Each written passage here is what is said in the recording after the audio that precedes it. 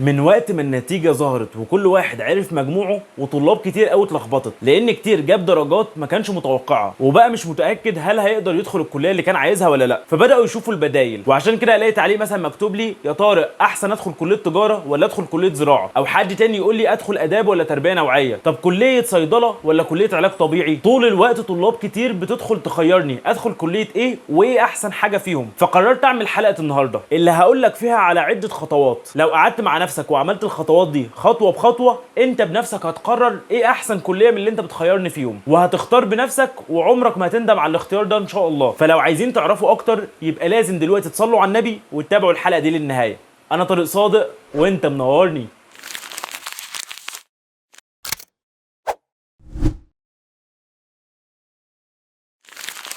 السلام عليكم ورحمة الله وبركاته، اهلا بكم فيديو جديد. معاكم طارق صادق. بفكركم ان احنا هنا في القناة بنقدم لك محتوى مفيد بشكل بسيط وخالي من كل الكلاكيع، فما تبخلش عليا باللايك الحلو بتاعك وكمان السبسكرايب. وتعالى يلا صديقي نتكلم عن ازاي تقدر تختار انسب كلية ليك. اول حاجة لازم تقعد مع نفسك بورقة وقلم وتفكر كده، هو انت اهتماماتك في الحياة عاملة ازاي؟ لان اهتماماتك دي من اهم العوامل اللي تقرر على اساسها الكلية اللي تدخلها، عشان تبقى بتدرس حاجات بتحبها. يعني على سبيل المثال انا واحد بحب اللابتوبات والكمبيوترات ومجال التكنولوجيا والبرمجة والحاجات دي، فعندي كليات زي حاسبات، او عندي كليات زي ذكاء اصطناعي، او عندي اقسام معينه في كليه هندسه، وعندي كمان اقسام في تربيه نوعيه. او انا مثلا واحد بحب الشعر والادب والكتابه، يبقى انا عندي كليه اداب وكليه تربيه وكليات تانية وكليه دار علوم اللي الناس بتنساها دايما. او انا حد بقى بحب العمليات والتشريح والاحياء والحاجات دي، فعندي طب وعندي علاج طبيعي وعندي اسنان وعندي تمريض وعندي خيارات كتير. اول ما بتبدا تشوف اهتماماتك في الحياه ايه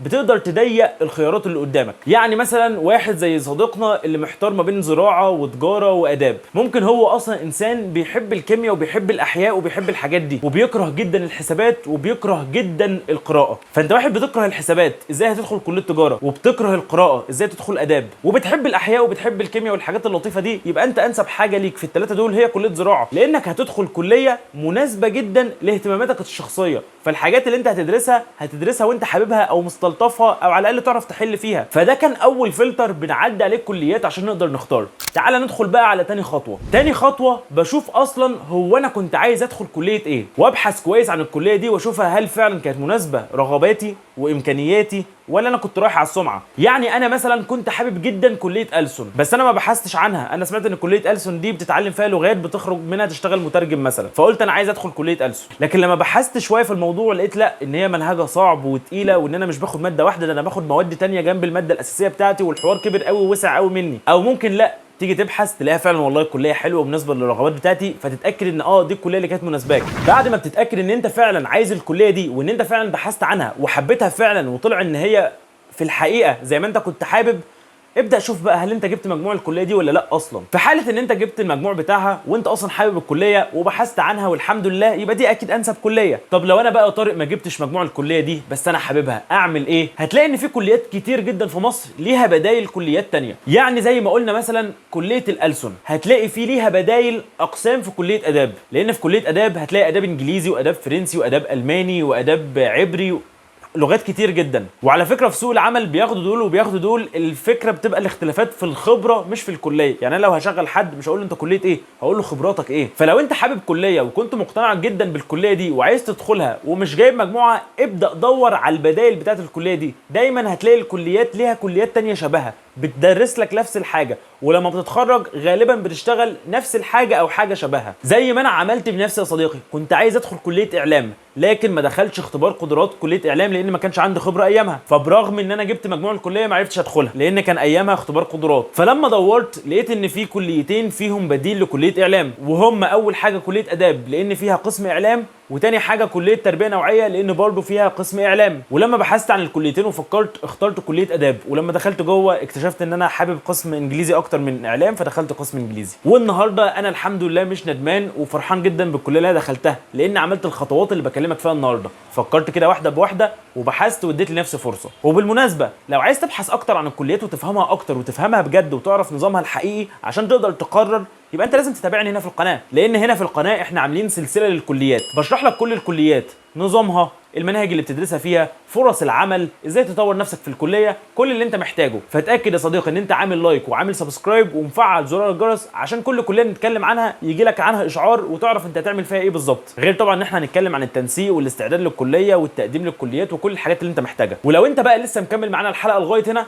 انزل اكتب لي تحت في التعليقات رقم 10 عشان اعرف مين صحابنا اللي لسه مكملين لغايه هنا ومركزين ومصحصحين وعارفين احنا بنقول ايه. الخطوه اللي بعد كده يا صديقي، اسال نفسك هل الكليه اللي هتدخلها دي مجال العمل بتاعها متاح فعلا؟ ما هو انا يا فرحتي بان انا ادخل كليه 4 ولا 5 ولا 7 سنين وابقى مبسوط وبعد كده لما اتخرج ما الاقيش شغل. فوانت كده لسه على البر، شوف الكليه دي مطلوبه في سوق العمل ولا لا. يعني انت بعد ما تدخل ال4 سنين وتصرف دم قلبك في الكليه ومصاريف ومذكرات وكورسات وكل الكلام ده، هتخرج تشتغل ولا لا؟ لان خلينا صريحين، احنا بنتعلم عشان في الاخر نلاقي وظيفه. فكره انك تلاقي النهارده طالب بيتعلم لمجرد ان هو حابب التعلم ما بقتش كتير للاسف. فعلشان ما تضيعش سنين عمرك في الفاضي، اتاكد ان مجالات الكليه اللي انت داخل تدرسها ليها فرص عمل في بلدك او بره بلدك وانت معاك القدره انك تسافر. لكن ما تدخلش كليه اقول طبعا يا ابني دي مرتبها بيوصل ل 20,000 دولار في كندا. بالله عليك انت معاك تسافر كندا؟ معاك فرصه اصلا تجي لك في يوم انك يجي لك مثلا بعثه ولا منحه كندا؟ ما هو ربنا قادر على كل شيء يا طارق، وانت هتعترض على اراده ربنا وكل. انا مش بقول كده، بس ربنا قال لنا ناخد بالاسباب. ما بقاش انا عايش على الاحلام والطموحات وان ممكن تجي لي ضربه حظ واروح واجي وبعد كده بعد 4 سنين ارجع اقول يا ريتني ما عملت كل الكلام ده. فتاكد من الاول كده يا صديقي ان في ليك خطه انت ماشي عليها وعارف ان انت لما تتخرج هتشتغل او هتعرف تتصرف وتلاقي شغل. او انا مثلا داخل الكليه دي لانها كليه سهله ومش هتضيع وقتي، عشان استغل الوقت ده ان انا اتعلم حاجه تانية بقى اشتغل بيها. زي ما انا عملت عندي، انا دخلت كليه اداب عشان كان عندي وقت فاضي اتعلم فيه المونتاج والفوتوشوب وصناعه المحتوى والكلام ده. فلما اتخرجت اشتغلت في مجال التسويق الالكتروني والسوشيال ميديا وكل الكلام ده. ففكر في حوار الفلوس والماديات كمان كام سنه وما تبصش تحت رجليك برضو وانت بتختار الكليه. طب انا دلوقتي يا طارق اخترت كليه والكليه دي حاببها او بديل لكليه انا حاببها واقتنعت بيها وخلاص هدخل الكليه دي، اعمل ايه بقى بعد كده يا طارق؟ بالذات ان الكليه دي حلوه وما فيهاش غلطه او غلطاتها انا متصالح معاها. اعمل ايه؟ ابدا اسال عن الكليه دي طلاب فيها، بس ما تروحش تسال طلاب سنه اولى وطلاب سنه ثانيه لان دول لسه بيتعرفوا على الكليه زيهم زيك على فكره. اسال طلاب سنه ثالثه او يستحسن سنه رابعه او واحد لسه متخرج، واحد يكون كده عدى بكل المراحل وعارف ايه اللي بيحصل جوه الكليه وتفاصيلها. ده هيفهمك والله في عيوب كذا وفي مميزات كذا ولازم تبقى ماشي في الكليه دي عامل ازاي عشان تقدر تنجح وتجيب درجات كويسه، والنظام عندنا عامل ازاي والدكاتره عامله ازاي كل حاجه تبقى انت فاهمها من اول يوم، بحيث لما تدخل ما تتصدمش. لا انت عارف العيوب ومتصالح معاها وعارف هتعديها ازاي، وعارف المميزات ومستعد ان انت تستغل المميزات دي، وعارف هتستغل ال4 ولا ال5 ولا ال7 سنين بتوعك في الكليه ازاي. فاسال يا صديقي وما تتكبرش ابدا انك تقول ما اعرفش وعايز استفيد منكم. يبقى زي ما قلت لك لو جيت استشير الطلاب الكبار في الكليه، طلاب سنه ثالثه او رابعه او خريج، او لو تعرف توصل لمعيد في الكليه او تعرف توصل لدكتور. ولو انت مش عارف ايه الفرق ما بين المعيد والدكتور وكل الكلام ده، تابعني هنا في القناه وهعمل لك عنهم حلقه قريب. حتى الناس اللي عايزه تشتغل معيد في الكليه وتتعين في الكليه برضه الفيديو ده هيفيدكم. فتاكد ان انت عامل لايك وسبسكرايب ومفعل زرار الجرس. في نهايه الحلقه يا صديقي عايز افكركم ان النجاح شخص مش كليه. يعني لو انت كنت عايز كليه وما لحقتش الكليه دي، لو انت انسان ناجح ربنا هيعوضك في اي مكان وهتبقى ناجح في اي مكان. لكن لو انت كنت متخيل ان النجاح كليه بعينها لو دخلتها هتنجح ولو ما دخلتهاش مش هتنجح، يبقى انت من البدايه ما كنتش ماشي صح، لان انت اللي بتحدد نجاحك مش الكليه اللي انت دخلتها. يعني النهارده احنا بنقول ان كليه الطب كليه قمه، يبقى انا لو دخلت كليه الطب بقيت شاطر؟